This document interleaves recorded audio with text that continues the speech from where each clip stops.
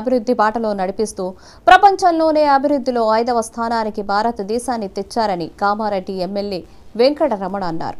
కామారెడ్డిలోని బాన్సువాడ అంబేద్కర్ చౌరస్తాలో బీజేపీ విజయ సంకల్ప యాత్ర సభను నిర్వహించారు. కార్యకర్తల ఉత్సాహం చూస్తే 17 ఎంపీ స్థానాలు బీజేపీ గెలుచుకుంటుందని అనిపిస్తోందని ఆశాభావం వ్యక్తం చేశారు.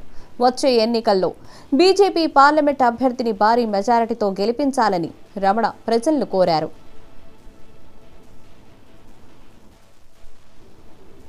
చూస్తే ఈ దూకుడు చూస్తే ఈసారి 17 భారతీయ జనతా పార్టీలో పాత బస్తీతో సహా మనమే గెలవచ్చను.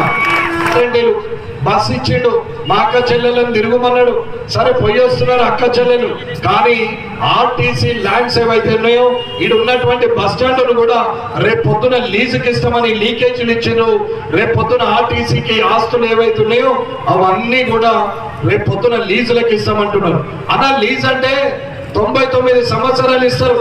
అక్కడ ఆరుమూరులో షాపింగ్ మాల్ కట్టింది కదా బస్ స్టాండ్ లా, అట్లా మాల్లు కట్టుకుంటా పోతారు తప్ప ప్రజలకు ఉపయోగపడేది ఏం లేదు. నరేంద్ర మోడీ గారు అనవసరమైన హామీలు ఎక్కడ ఇవ్వాల అన్న, మనకు కావాల్సిన వాళ్ళకు బీదలకు బియ్యం ఇచ్చిండు, ఇంటి ముందట మరుగుదొడ్డి ఇచ్చిండు, ముద్ర లోన్లు ఇచ్చిండు, జన్ధన్ ఖాతా ఓపెన్ చేయించిండు. చిరు వ్యాపారులు ఇక్కడ ఉన్నటువంటి చిరు వ్యాపారులు అందరికీ లోన్లు వచ్చినాయి. 10 కడితే మళ్ళీ 20 కడితే 50 కడితే 1,00,000 అట్లా ఇచ్చారు. మళ్ళా ఇక్కడ ఉన్నటువంటి ఎక్కడైనా గ్రామ పంచాయతీలలో మండల పరిషత్లలో ప్రతి డబ్బు మున్సిపాలిటీలో కూడా కేంద్ర ప్రభుత్వం ఇచ్చింది. ఇవాళ రాష్ట్రంలో దేశంలో ప్రపంచంలోనే భారతదేశం 5వ స్థానంలోకి వచ్చింది. నరేంద్ర మోడీ గారు చేసినటువంటి కార్యక్రమాలు చెప్పినాం, ఈ భారతదేశం అభివృద్ధి గురించి చెప్పినాం.